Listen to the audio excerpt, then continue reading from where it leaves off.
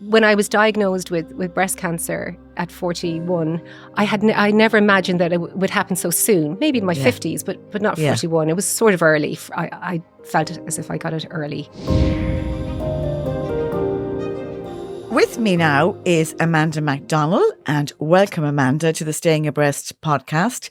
So Amanda is from Cavan, but living in Dublin. She's a paediatric emergency nurse in Crumlin, and she is a mum, and she is a marathon runner.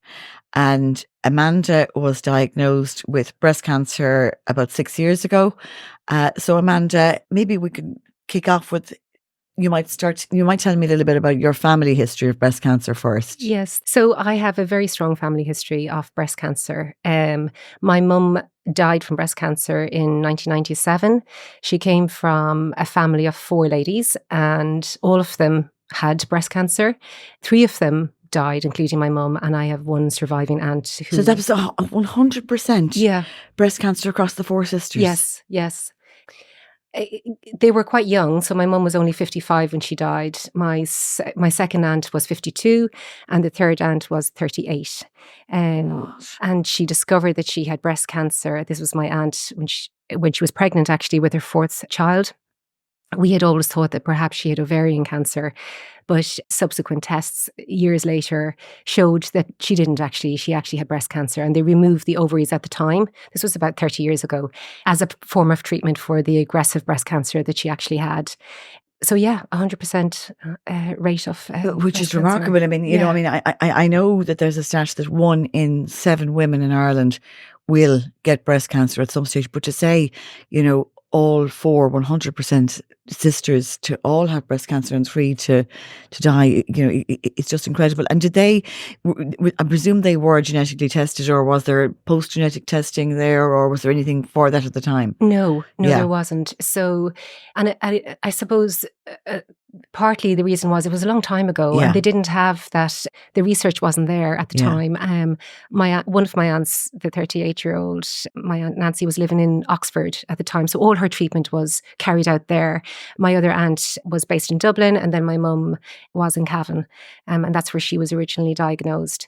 So there was no joined up dots in relation to genetic testing there.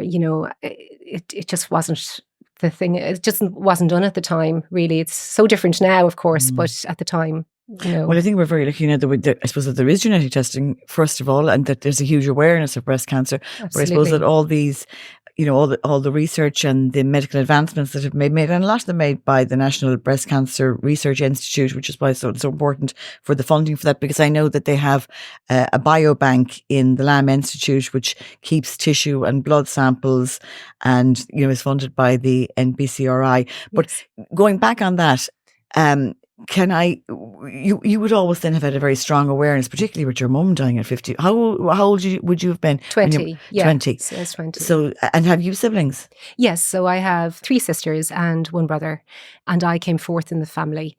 But you would have always had a very heightened awareness, presumably, of cancer, and particularly of breast cancer, would you? Absolutely. But I never imagined for a moment that I would get breast cancer so early. But did you think about breast cancer when you were much younger? I mean, was it something that was always in the back of your head, or Absolutely, yes. So it was always in the back of my head. Statistically, I knew that there was a very, very good chance that I was going to get breast cancer. There's no way around it. I mean, my mum and my 3 aunts all had it, so I knew that. At least more than 50% chance of me getting breast cancer. So I always knew it was coming. I just didn't know when. And part of me hoped that I wouldn't get it, but I knew deep down that I was going to get it. I was a nurse training as well. I had a lot of knowledge around the science of it as well. So I knew statistically there was a good chance that I was definitely going to get it. But you weren't living your life thinking, no. So you can, it was something that was there, but I presume you continue to live a very full, active, young life. Absolutely. A great life, actually. I mean, traveled the world, did my nurse training in the UK for 4 years. And then when I came back to Dublin, I worked in the Mater, and then I decided to study my my peds and started in Crumlin. And I have worked in the emergency department there for over 22 years now. So it's been amazing. I've had a really full life, but when I was diagnosed with breast cancer at 41, I never imagined that it would happen so soon. Maybe in my 50s, but not 41. It was sort of early. I felt it as if I got it early. And you got married in 2013, I think you said, did you? Yeah. And when did you do genetic testing? Yes, I did. So just before I got married, I kind of thought, okay, look, there's a chance that I'm going to start a family, and I just wanted to know. I just wanted the information to know if I was actually carrying a gene. I didn't have any relative to test against, so I didn't have a sample that I could test against because my mum and aunts were deceased, and my fourth aunt had tested, but she had tested negative on a panel, so I couldn't test against her. So I went to the Mater, and David Gallagher was the geneticist there at the time, and I got tested for BRCA1 and BRCA2. And they came back negative. So it was bittersweet. I was glad that I was negative, but bitter. So you were relieved, but you kind of did think that's probably not the end of it for me, did you? Yeah, I knew. I kind of felt the history was so strong. And I knew that if I didn't get it, one of my sisters was going to get it now, so it wasn't so very you're nice. looking at the probabilities and thinking that's probably the way it's going to work out. Yeah, that's what I was thinking. So I made my sisters aware. I said, look, I've tested negative.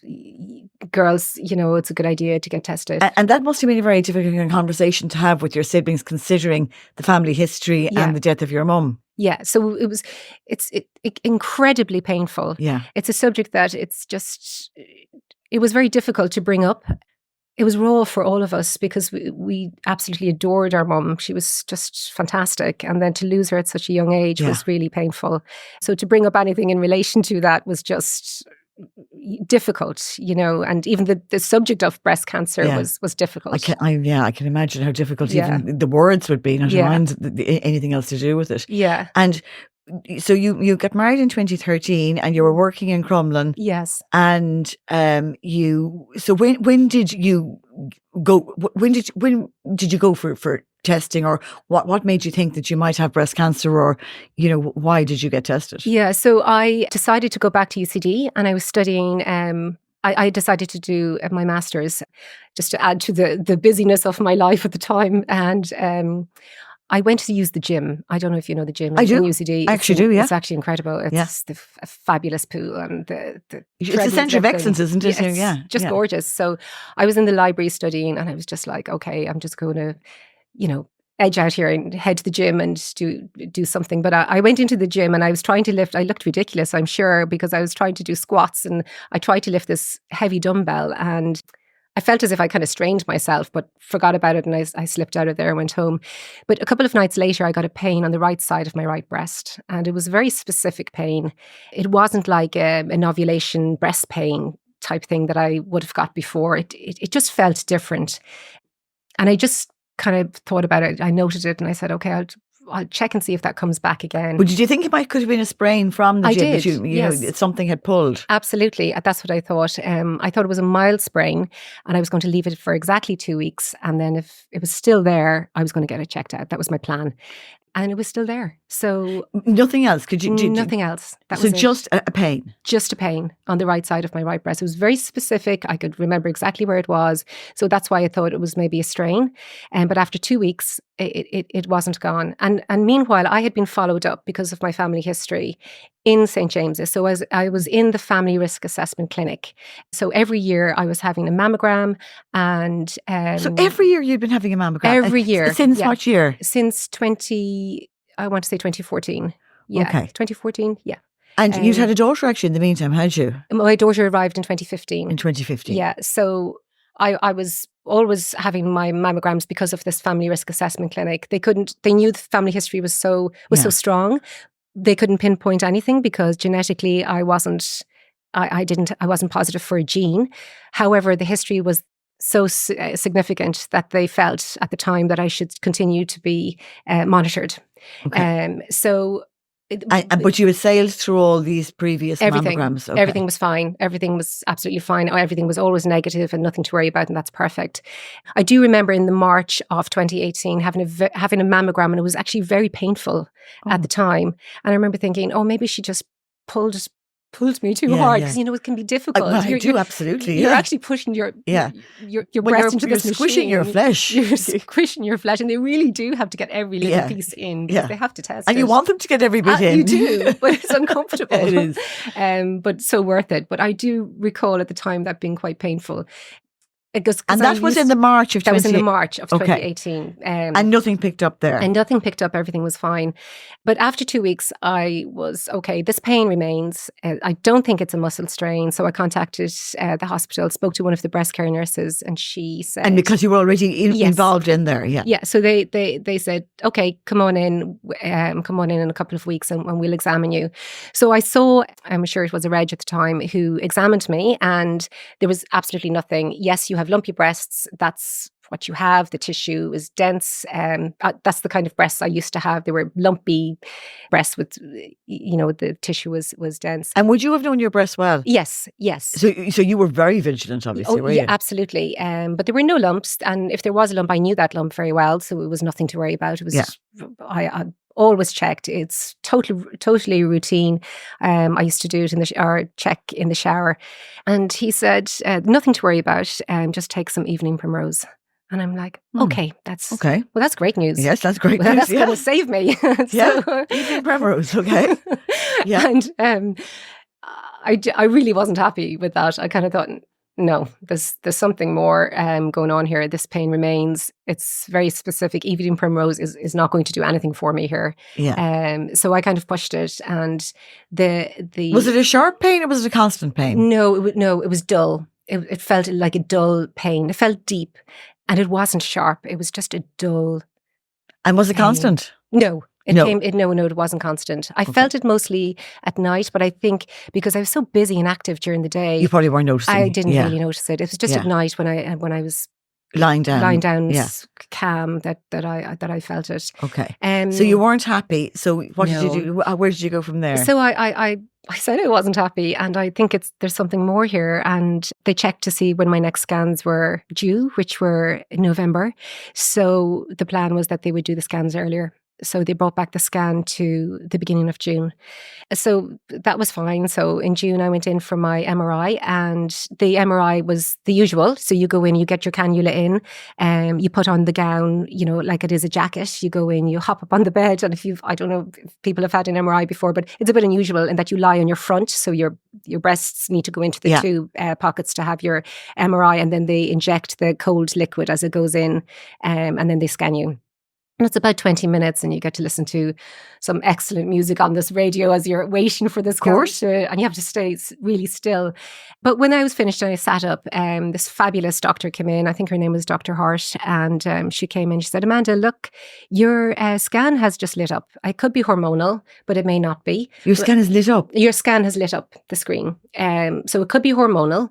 But I think, just to err on the side of caution, we will do some biopsies today. And I said, perfect, that's fine. And when you heard that, how did you feel?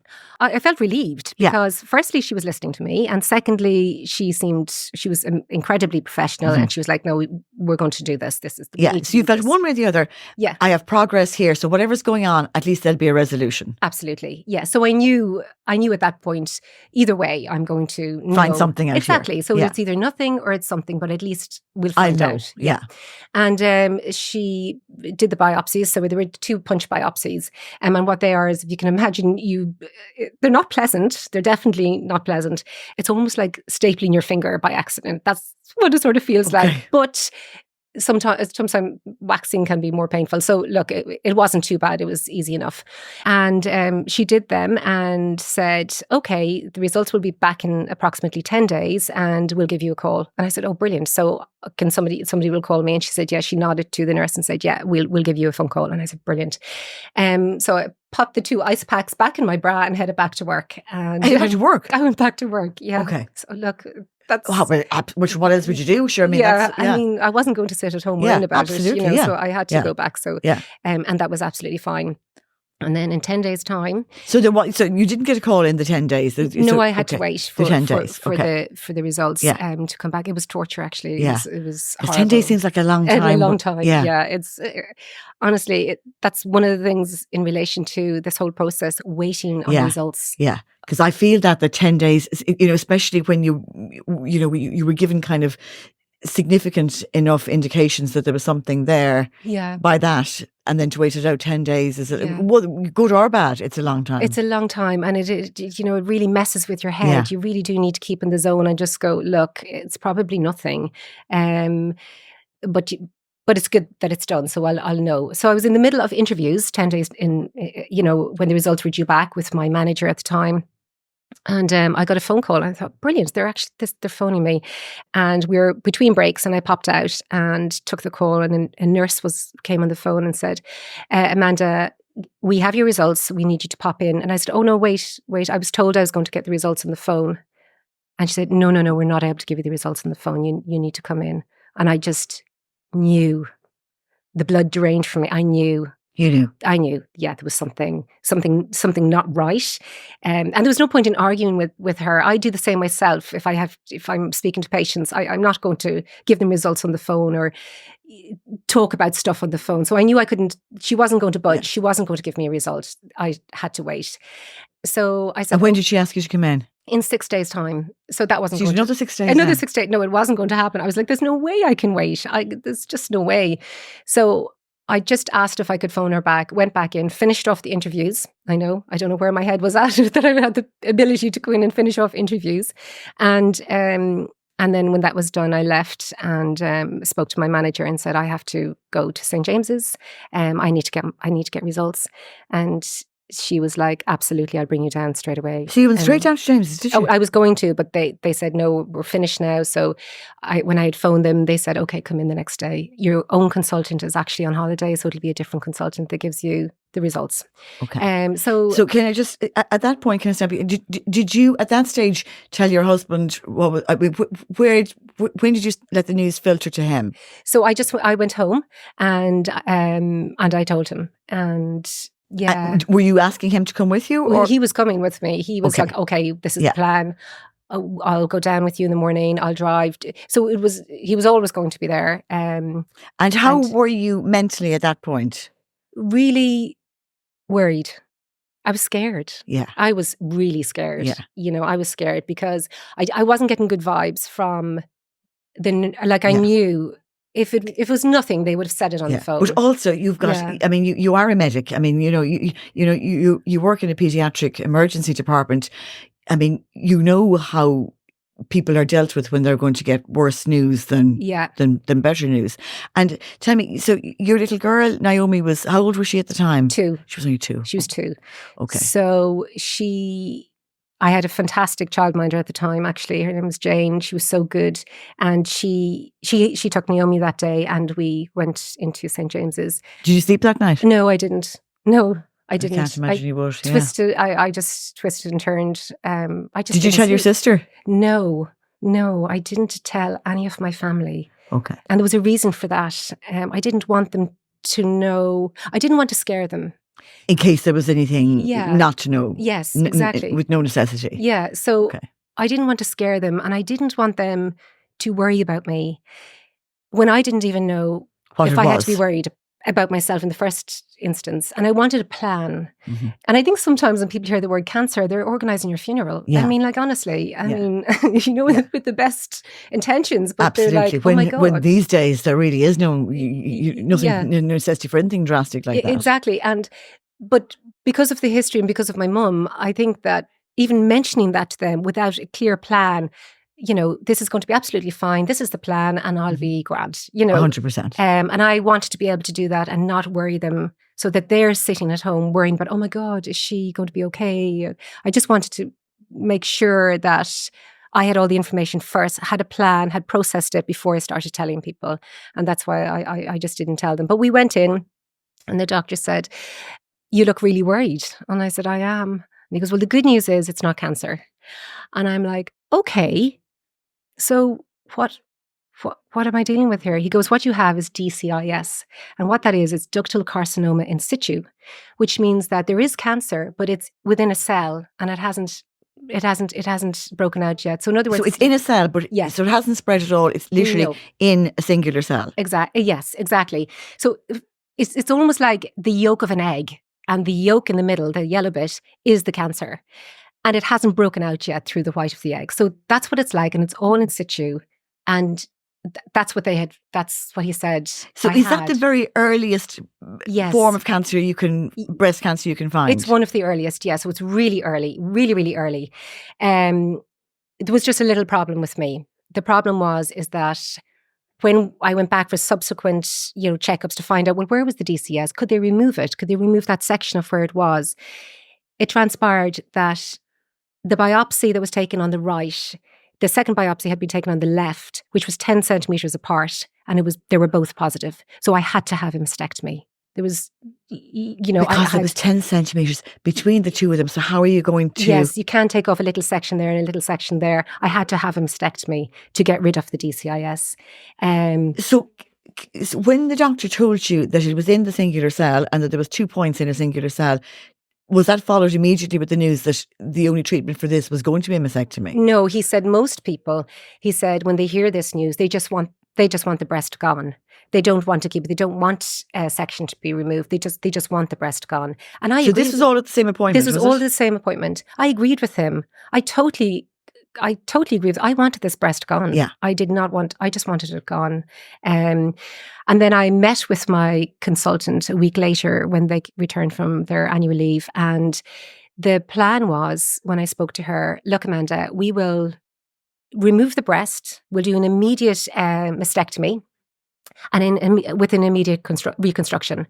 But before we get this done, we have to do a sentinel node biopsy to make sure that this DCIS is DCIS, and it hasn't. So they were 100% sure that there is no spread at all. Exactly. And he had said it's DCIS. So I was confident in that. Okay, this is great. This is non-invasive. This is good. This is DCIS. The egg, the yolk is still in the egg. Yes. We're good. We're early. Yeah. This is fine. So I was relatively positive about this. I'd feel positive about that. Yeah, I was relatively, albeit, yes, a mastectomy. I didn't care about the mastectomy. Yeah. I just wanted that breast gone. Yeah. I didn't care. I just wanted that cut off. I know that sounds very butcher-like, but that's what I wanted. I just wanted it gone. And it was fantastic that I was going to get an immediate reconstruction. So this was great news. So it was the beginning of September. 2018. And my consultant, who was amazing, Miss Connolly, had a very specific plan for me. And she said, we need to, make sure everything is done properly. So we'll do the sentinel node biopsy. So I went in at the beginning of September and had the sentinel node biopsy. I was a little bit nervous about it because I had to wait again another 6 to 7 days to get the results and whether or not it was going to be positive. But I was sure it wasn't going to be positive because it was DCIS. And I remember sitting in Marley Park with one of my girlfriends, and I was kind of excited. She was kind of slagging me off about, oh, Amanda, you're going to get a new breast. This is going to be great. No more saggy, no more saggy. Yeah. This is great.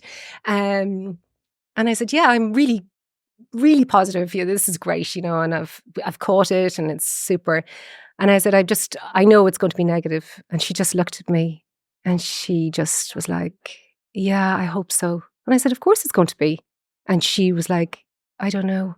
And it was the first time that I realized. So it was the first time you queried yourself, was it? Yes. And that was just because, was she saying that because to trying to save you from too much positivity? I think so. I think she was trying to sort of, wait a minute. Yeah, to meter it down a bit because it was looking too good. So because suddenly you were looking at a situation where it was, it was going to be removed. It was DIS, it was 2 cells gone, and then you're back into plain sailing again, and all that's out of the way. So it was incredible, and she did it, and I was like, okay, that's okay. So it's a possibility. It's not. So that was the first time you thought there's a possibility. I knew there sort of was, but they were so I was so convinced. Like how, if I would never felt a lump. That's the first thing. There was no lump. So how would it have spread? And I just didn't. Did you still have the pain at that stage? Well, the pain, no, I didn't actually. The pain now was more from the biopsy punch Okay. sites then. So I know I didn't actually have the pain at that stage. Or maybe I did, but I was so caught up in the other pains from, recovering from the punch biopsies and the other treatments that I was having. But I went back in and I had the results of the sentinel node biopsy and it was positive. So And were you by yourself getting that news? no, my husband had come with me. And did they tell you to bring your husband with you, or did you just? No, he knew I was getting results, and we had decided to go together, and he was very supportive of me. So he came to a lot of my appointments. So when you sat down there for that appointment, yes, expecting positive news, yeah, and that just came out of the blue altogether, did it? No, I did. There was a possibility, I know, but I was no, not out of the blue, but I mean, as in you strongly thought that wouldn't be the case. Yes, and yes, I did. And how did you take that news? Not well. I just really, it wasn't good. I didn't react very well. I don't regret the way I reacted. How did you react? I was like, I said, this is crazy. Every time I come in here, I'm getting worse news. First, it's not cancer. Then it's DCIS. Then it's, first it lit up and it was nothing to worry about. Then I'm positive for my punch biopsies. Then it's DCIS. And now it's, it's not in the sentinel nodes, but now it is in the sentinel nodes. Now it's spread to my lymph nodes. What is this? This can't be DCIS. And I just felt as if my care is not being managed here. Somebody is losing control of my care here because this is very slow. This happened way back in May when my concern started in relation to the pain in my breast. And now I'm here in September with a positive sentinel node. Like, this is not good. Yeah. So you've 3 or 4 months now have gone by at this stage. I was really cross. And the next day I was in for staging. This was crazy. I couldn't believe I'd come to the point where I started with a little pain in my breast, told to take, even in Primrose, and now I had cancer in my lymph nodes. Now you were facing a mastectomy and cancer in your lymph nodes. I was facing a mastectomy. There was absolutely no way I was going to be able to have a reconstruction at this point. I had to go straight away into chemotherapy and treatment because once it had gone into my lymph nodes, I had to have chemo, and you couldn't have reconstruction at that point because you need to start treatment. So now it had become invasive. And that was really upsetting. Was your reaction understood, do you feel, by your consultant or by the medical team? Absolutely. It was, there's no tumor. What is going on here? So they wanted to get that breast off and wanted to do an auxiliary clearance and see what the situation was. And I was in pretty much in the next couple of weeks. I had my right total mastectomy with auxiliary clearance, and they took away 13 lymph nodes on my right arm. So the first 2 were positive and the remaining were negative, which was fantastic news. Okay. And yes, and then I recovered from that surgery. I was going around with a drain hanging out. I mean, like, it was just so different to what I had expected. Yeah. But at the same time, I was glad it was gone now, and that was fine. And then I was referred to the oncologist. Remember, I hadn't gone to the oncologist at this point because you didn't have cancer. No, technically, I hadn't. It was more surgical up to that point. Yeah. So then I was referred to oncology, Dr. John Kennedy, who was absolutely fantastic, and this shook us then because we were like, okay, this is different now. Now you're going into oncology. Now you're being treated for cancer. So. Were you still working at this point? Oh no. I had finished up at this point. And it was good that I finished up because I just took this on now as my new job. My new job was to go through my treatment and recovery and be absolutely meticulous about making sure that I got to the end of this. And at this point, now you obviously told your siblings at this point. Yes, I did. And how did they take that news? Very upsetting. In fact, even when I talk about it, I feel very emotional about it because they were just so... Yeah. Oh, they were in pain. Yeah. They were just really in pain. Yeah. Difficult. Yeah. So, and you're thinking of them while thinking of yourself and trying to think, your daughter, your husband, all the rest of it. Yeah. I think it was incredibly painful because the offspring of all my aunts, there are like 7 girls and 8 boys. And I have the first one in that, Of that generation. Of this generation who had developed breast cancer. So it was if nothing else, a complete wake-up call for everybody. Yeah. It was like, so it was a massive flashing light. Huge.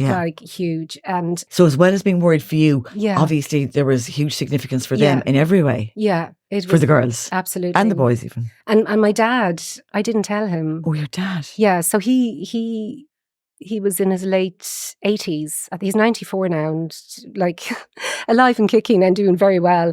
But he has longevity in his side of the family, which is fantastic. But I didn't want to tell him because I was worried about the way he would react. I was worried. I didn't want to upset him, And I had a very good friend. I mean, he'd lost his wife. He'd lost your mother.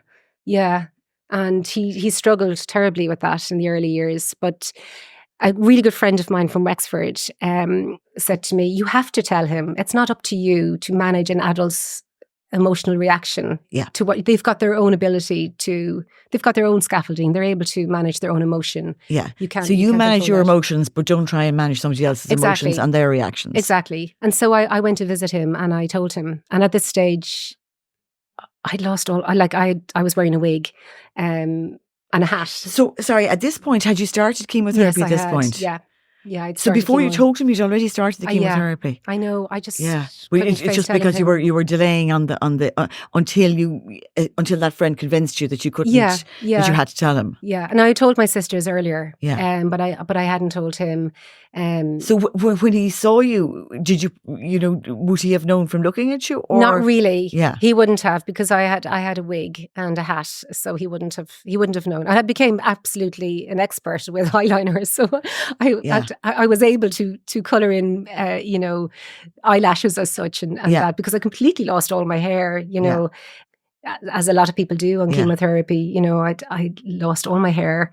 But actually, I didn't. I shaved it once it started falling out. I didn't. And so because I mean, I think hair is a big thing. I mean, and I know hair is just hair, but I think for any woman, hair is a huge thing as well. So, how far into the chemotherapy did you start losing your hair? 1 week. 1 week. 1 week. So I started I recovered somewhat after my mastectomy and axillary clearance. And then within a couple of weeks, I was in meeting Professor John Kennedy and he had this regime for me, or a plan for me. And he was very strict with me and I needed that because I was going to try and manage my own care as of course, I being a nurse, I thought, well, this is what I do. I can do this. I can myself. do this. Yeah, I can just tell me what I need to do, and I can do this. He goes, no. This is exactly what you're going to do. So, which was brilliant for me because he was really supportive, and I really respected the plan. And what was the plan? So I was going to have quite strong chemotherapy. How many rounds of that? 6 rounds. 6 rounds. 6 rounds of that. And then I was going to start with a second drug, which was Herceptin. Mm-hmm. Just going back slightly, when I had the mastectomy and they tested the breast tissue in the lab in St. James's, after about 3.5 weeks, they found a tumour. The tumour was a 2 millimetre tumour. But tiny. Absolutely tiny. But unfortunately, fortunately, they found the tumor in the first instance. But when they found it and they checked the tumor over to see what treatment I should have, to give me targeted treatment, they discovered that the tumor was HER2 positive. So not only did I need chemotherapy, but they wanted to add in Herceptin. So the fact that they found that tumor, I am incredibly lucky. I mean, that was just amazing that they found that tumor. Amazing that they found that tiny, tiny little tumor as they dissected that breast tissue. It's incredible. It's incredible because then they were able to give me targeted treatment. Mm-hmm. So the fact that I was HER2 positive was almost like putting a fertilizer on the tumor. Yeah. Because it was helping it grow basically. So I started my chemotherapy then after this, and the consultant she was so happy to have found the tumor. Like, this is great, Amanda. This is great news. We can now give you targeted treatment. We can give you your chemotherapy and your Herceptin. And I started that, as I said, a couple of weeks later. I went into St. James's. My chemo and treatment was every Wednesday. And after the first week, my periods completely stopped. I went into early menopause. Yes, it was treatment-driven menopause straight away, and my hair started to fall out straight away. And I was like, I'm not dealing with my hair falling out. No, I'm definitely not. So dealing you with weren't this. ready for any of that, were you? This It kind of started quite quickly. Yeah, I knew it was coming. Sounds like it started very quickly. Yeah, it started quite quickly, but they just moved with it quickly because. I guess there was a long time before I was actually fully diagnosed. And then once I was diagnosed, there was absolutely zero delay. Everything happened very, very quickly. The cancer there's 3 stages. So there was grade 1, grade 2, and grade 3 of the type of cell that you can have with DCIS. And mine was grade 3, so it was quite aggressive. And yes, so I started straight away. They started me on this drug, adromycin. It's like sometimes people call it the red devil sort of chemotherapy, but I was shockingly sick after it. And so every week you were shockingly sick after it? No, I wasn't. Not every week. They were doing trials in St. James's at the time. They were so phenomenal, honestly. They were absolutely brilliant. So they put me on a steroid. I know a lot of people get put on steroids, but they put me on a steroid. They did things slightly differently. And so my chemo was every Wednesday, but a couple of days before the chemo, I'd start on steroids and an antiemetic. I would go in, I would have my chemotherapy intravenously, and then it was the next day that I felt like really, oh my goodness, just terrible.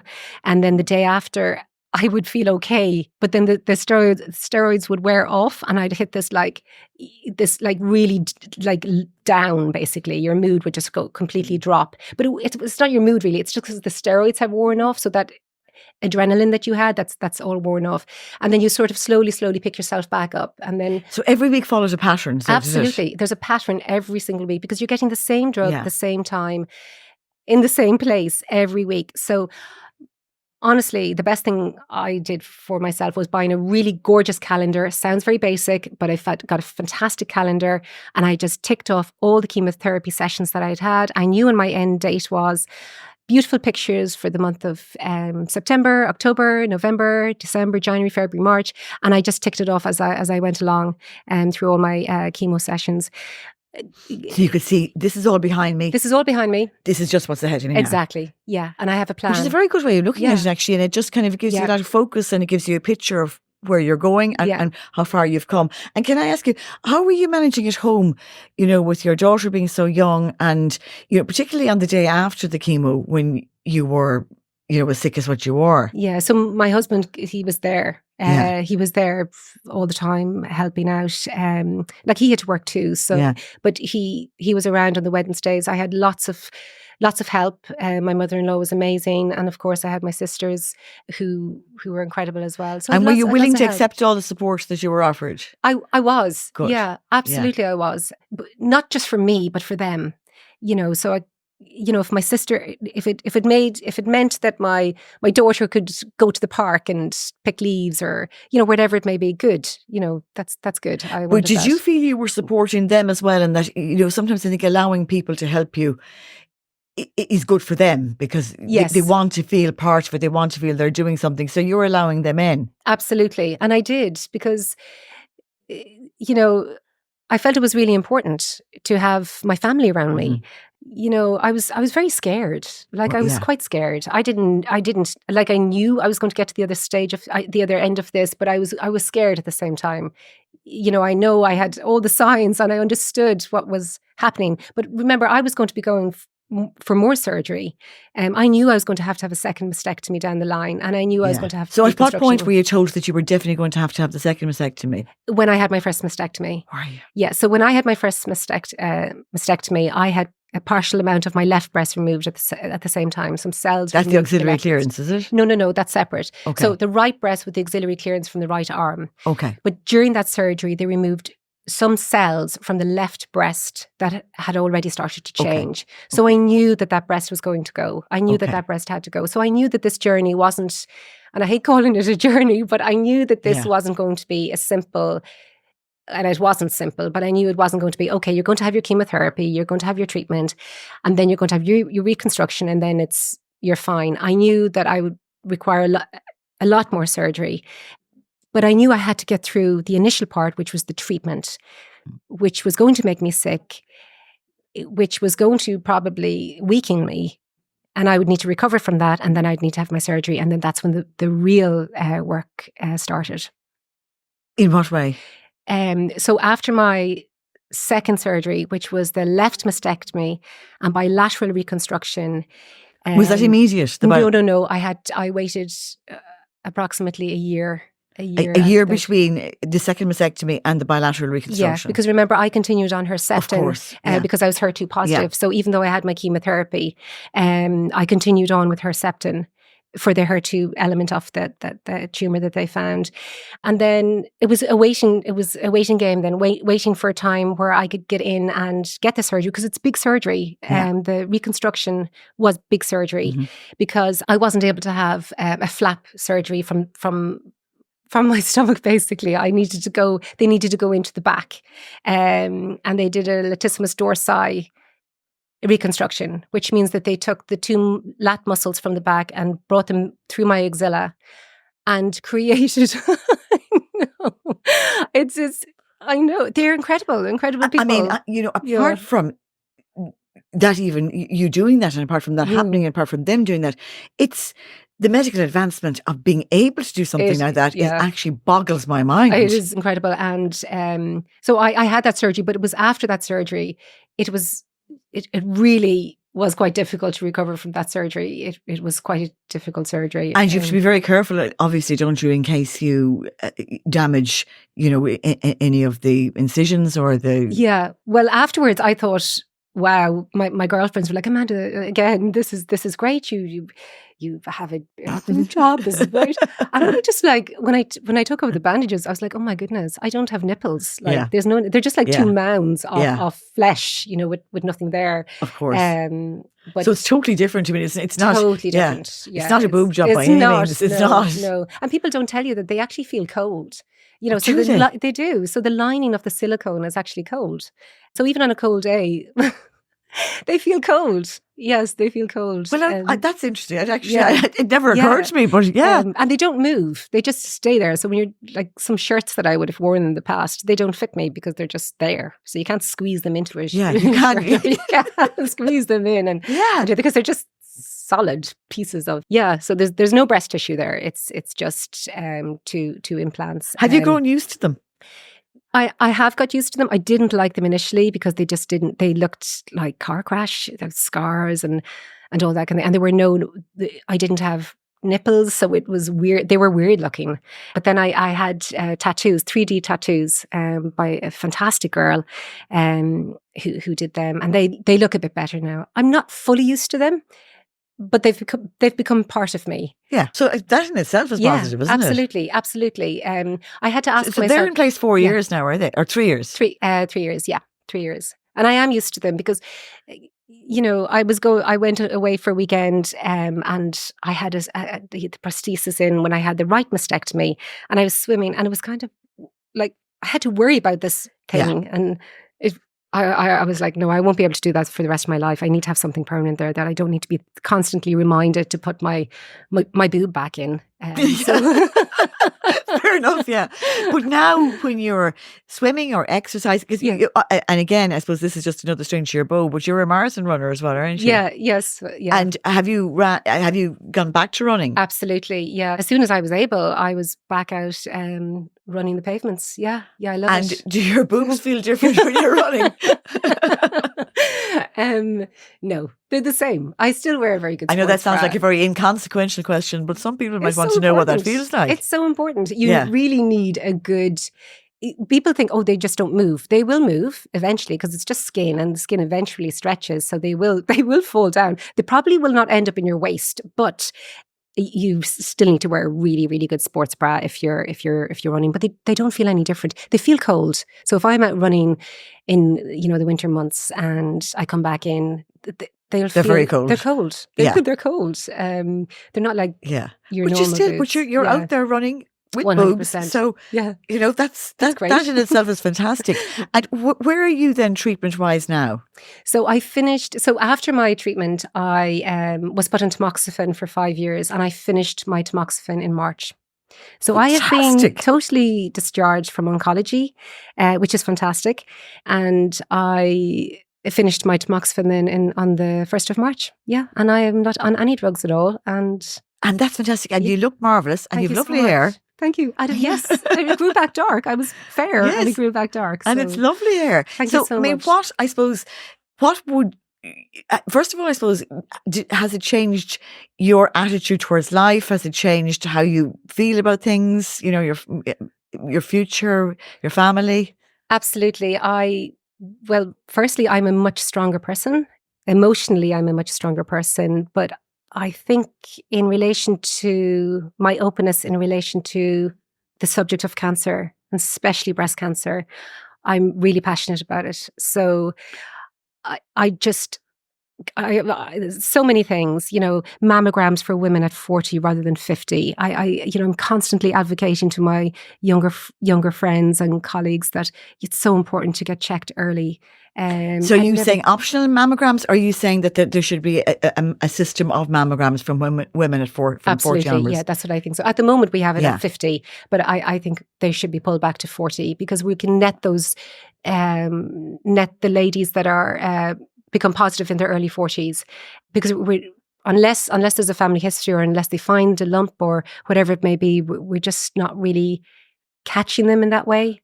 So I think it would be a really good idea to bring the age of the mammogram, the state mammogram, back to 40. Yeah, because again, as I said to you earlier, I mean, I think there's 1 in 7 Irish women who will develop breast cancer during their lifetime. And there was 3,422 women diagnosed with breast cancer between 2019 and 2021. And a lot of them possibly would have been caught on an early mammogram. Yeah. It's so important. It's really important. And again, I suppose you were very lucky. First of all, you were very lucky that you were as vigilant. Now, obviously, you were very unlucky that you have such a strong family history of breast cancer, and that increased your awareness. But I suppose the message is still, to be as vigilant and to be as paranoid as possible in relation to your breasts. Is that right? Yeah, I think the main thing is vigilance, absolutely 100%. But I think, I believe people need to get into the absolute habit of checking themselves in the shower, like you're washing your hair every day, or you're doing whatever you are every day. Same way you brush your teeth. Absolutely. Check yourself every day, because once you notice something that's a little bit different, you'll need to act straight away. You'll pick it up straight away. Yeah. And be aware mid-cycle when you're ovulating that the breast changes. So, but if you're picking it up, if you're checking yourself all the time, you'll know when that's going to happen. Yeah. And it's just taking the power back in relation to to know in your own body, really, and especially your breasts. And if you have a pain, and I know sometimes it's not always related to a cancer, but if you've got a family history, you need to be extra vigilant. Yeah. But again, Amanda, I mean, I suppose most women are concerned and looking for a lump, whereas it doesn't have to be a lump. You didn't have a lump at all, as you said. Yeah. So you had a slight pain, which you could have attributed to being in the gym or anything else, but you didn't. Yeah. So again, I suppose it's being on it as quickly as possible. Yeah, or talk to people. Yeah. Is that what your take home would be to for any woman listening today? I think absolutely. Don't be afraid to get checked out. Absolutely, don't be afraid to get checked out. And if there's something telling you that there's something not right, you have to believe your own instincts, and don't be fobbed off. Just make sure that you're comfortable. Yeah, because you could still have been on the evening primrose oil, and that wasn't going to fix anything for you, is it? Absolutely not. It's nice, evening primrose oil, but it certainly wasn't going to resolve what was going on with your body. It wasn't going to fix me. No, it definitely wasn't going to fix me. But and that's okay, because some people can have a lumpy breast, and they may want to take evening primrose. I'm not disregarding that, but at the same time, there's, as you say, know your own body, and if you feel there's something more significant going on, that's when to make sure you follow up. You absolutely have to trust yourself and question everything, because I enjoy when people come in and question me in relation to the care their children are having. That's perfectly acceptable, and I admire people that question, because it shows that they're interested in their own health, and it's important.